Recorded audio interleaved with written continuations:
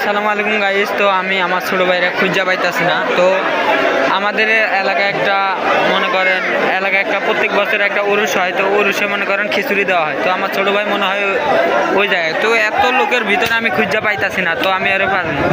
এই যে এই যে এই যে এই যে এই যে খিচুড়ি লওয়ার লেগা লাইনে দাঁড়াইছে। এই যে দেখছেন গাইস, খিচুড়ি লওয়ার লেগা লাইনে দাঁড়াইছে।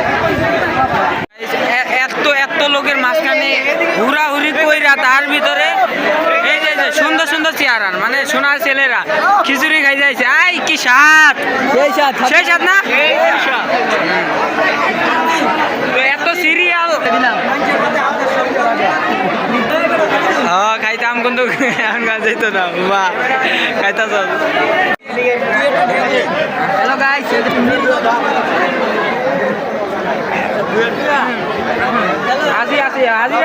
হাজিরা দিলাম।